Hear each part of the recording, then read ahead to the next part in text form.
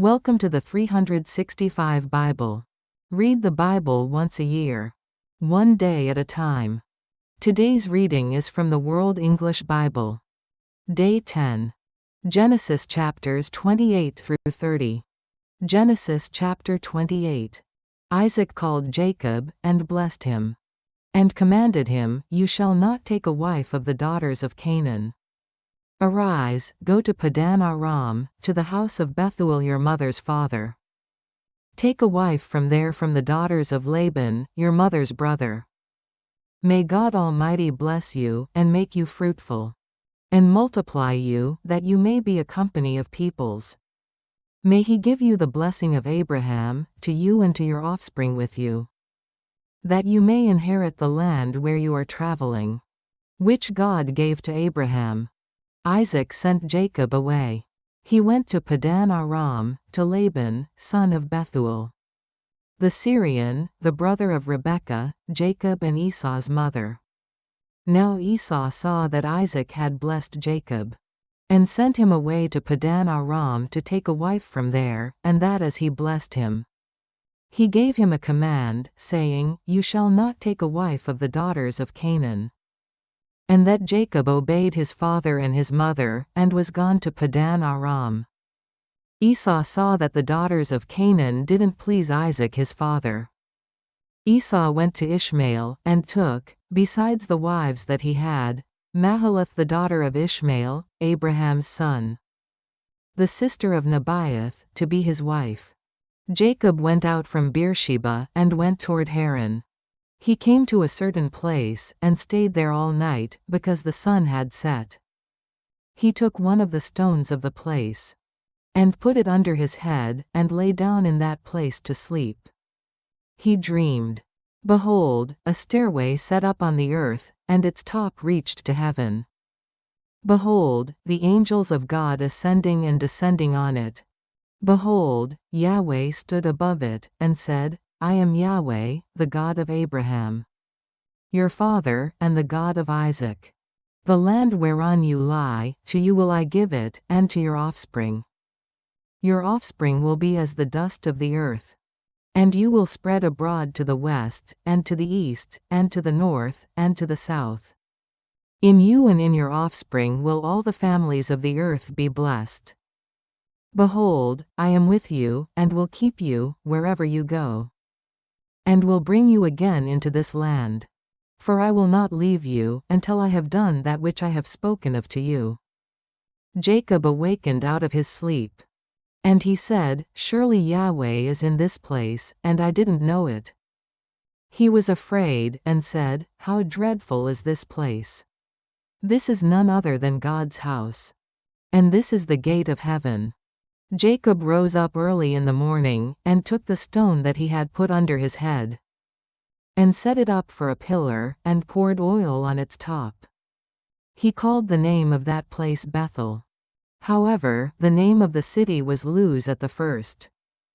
Jacob vowed a vow, saying, If God will be with me, and will keep me in this way, that I go, and will give me bread to eat, and clothing to put on, so that I come again to my father's house in peace, then Yahweh will be my God.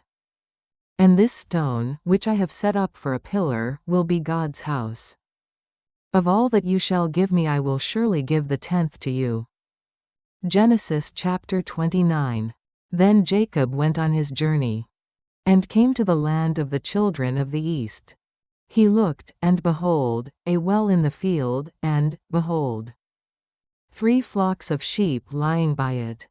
For out of that well they watered the flocks. The stone on the well's mouth was large. There all the flocks were gathered. They rolled the stone from the well's mouth, and watered the sheep, and put the stone again on the well's mouth in its place. Jacob said to them, My brothers, where are you from? They said, We are from Haran. He said to them, Do you know Laban, the son of Nahor? They said, We know him. He said to them, Is it well with him? They said, It is well. See, Rachel his daughter is coming with the sheep. He said, Behold, it is still broad day. Neither is it time for the livestock to be gathered together. Water the sheep, and go and feed them. They said, We can't, until all the flocks are gathered together. And they roll the stone from the well's mouth. Then we water the sheep. While he was yet speaking with them, Rachel came with her father's sheep, for she kept them. It happened, when Jacob saw Rachel the daughter of Laban, his mother's brother, and the sheep of Laban, his mother's brother, that Jacob went near, and rolled the stone from the well's mouth, and watered the flock of Laban his mother's brother. Jacob kissed Rachel, and lifted up his voice, and wept. Jacob told Rachel that he was her father's relative, and that he was Rebekah's son. She ran and told her father.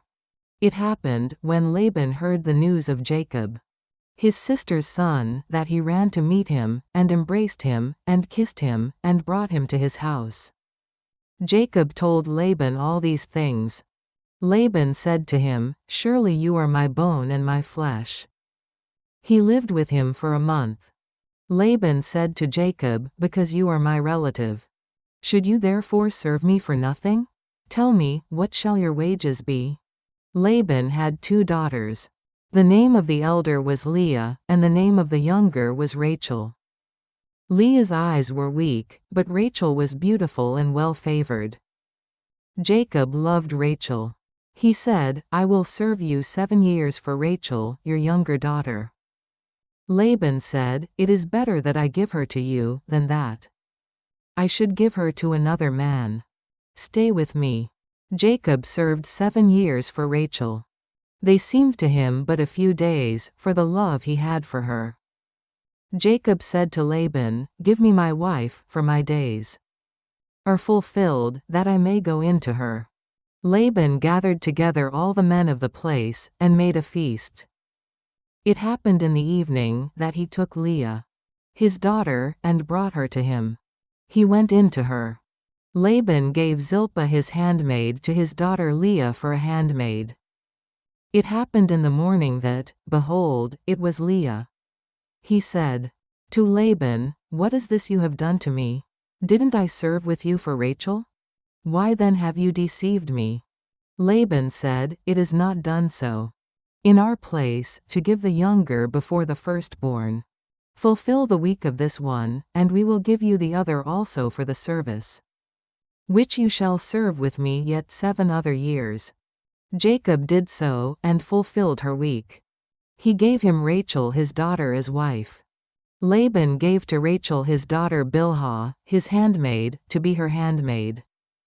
He went in also to Rachel, and he loved also Rachel more than Leah, and served with him yet 7 other years. Yahweh saw that Leah was hated, and he opened her womb, but Rachel was barren. Leah conceived, and bore a son, and she named him Reuben. For she said, Because Yahweh has looked at my affliction, for now my husband will love me. She conceived again, and bore a son, and said, Because Yahweh has heard that I am hated, he has therefore given me this son also. She named him Simeon. She conceived again, and bore a son, and said, Now this time will my husband be joined to me, because I have borne him 3 sons. Therefore his name was called Levi. She conceived again, and bore a son. She said, This time will I praise Yahweh. Therefore she named him Judah. Then she stopped bearing. Genesis chapter 30. When Rachel saw that she bore Jacob no children, Rachel envied her sister. She said to Jacob, Give me children, or else I will die. Jacob's anger was kindled against Rachel, and he said, Am I in God's place, who has withheld from you the fruit of the womb? She said, Behold, my maid Bilhah. Go into her, that she may bear on my knees, and I also may obtain children by her. She gave him Bilhah her handmaid as wife, and Jacob went into her. Bilhah conceived, and bore Jacob a son. Rachel said, God has judged me, and has also heard my voice, and has given me a son. Therefore she named him Dan. Bilhah, Rachel's handmaid, conceived again, and bore Jacob a second son.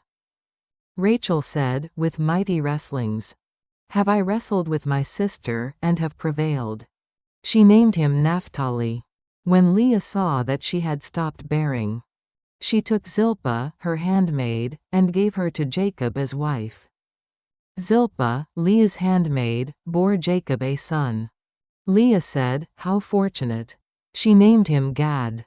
Zilpah, Leah's handmaid, bore Jacob a second son. Leah said, "Happy am I, for the daughters will call me happy." She named him Asher. Reuben went in the days of wheat harvest, and found mandrakes in the field, and brought them to his mother, Leah. Then Rachel said to Leah, "Please give me some of your son's mandrakes." She said to her, "Is it a small matter that you have taken away my husband? Would you take away my son's mandrakes also?" Rachel said, "Therefore he will lie with you tonight for your son's mandrakes." Jacob came from the field in the evening, and Leah went out to meet him, and said, "You must come in to me, for I have surely hired you with my son's mandrakes." He lay with her that night. God listened to Leah, and she conceived, and bore Jacob a fifth son. Leah said, "God has given me my hire, because I gave my handmaid to my husband." She named him Issachar. Leah conceived again, and bore a sixth son to Jacob. Leah said, "God has endowed me with a good dowry. Now my husband will live with me, because I have borne him 6 sons." She named him Zebulun. Afterward, she bore a daughter, and named her Dinah. God remembered Rachel, and God listened to her, and opened her womb. She conceived, and bore a son, and said, "God has taken away my reproach." She named him Joseph, saying, "May Yahweh add another son to me." It happened, when Rachel had borne Joseph, that Jacob said to Laban, "Send me away, that I may go to my own place, and to my country. Give me my wives and my children for whom I have served you, and let me go, for you know my service which I have done for you." Laban said to him, "If now I have found favor in your eyes, stay here, for I have divined that Yahweh has blessed me for your sake." He said, "Appoint me your wages, and I will give it." He said to him, "You know how I have served you, and how your livestock have fared with me. For it was little which you had before I came, and it has increased to a multitude. Yahweh has blessed you wherever I turned. Now when shall I provide for my own house also?" He said, "What shall I give you?" Jacob said, "You shall not give me anything. If you will do this thing for me, I will again feed your flock and keep it. I will pass through all your flock today, removing from there every speckled and spotted sheep, and every black lamb among the sheep, and the spotted and speckled among the goats. This will be my wages. So my righteousness will answer for me hereafter, when you come concerning my wages that is before you. Every one that is not speckled and spotted among the goats, and black among the sheep, that might be with me, will be counted stolen." Laban said, "Behold, let it be according to your word." He removed that day the male goats that were striped and spotted, and all the female goats that were speckled and spotted, every one that had white in it, and all the black ones among the sheep, and gave them into the hand of his sons. He set 3 days' journey between himself and Jacob. Jacob fed the rest of Laban's flocks.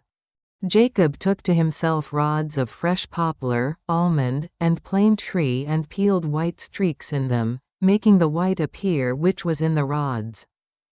He set the rods which he had peeled opposite the flocks in the gutters in the watering troughs where the flocks came to drink. They conceived when they came to drink. The flocks conceived before the rods, and the flocks brought forth striped, speckled, and spotted. Jacob separated the lambs, and set the faces of the flocks toward the striped and all the black in Laban's flock. He put his own droves by themselves, and didn't put them into Laban's flock. It happened, whenever the stronger of the flock conceived, that Jacob laid the rods before the eyes of the flock in the gutters, that they might conceive among the rods. But when the flock were feeble, he didn't put them in. So the feebler were Laban's, and the stronger Jacob's. The man increased exceedingly, and had large flocks, male and female servants, and camels and donkeys. This concludes today's reading. See you tomorrow on the 365 Bible.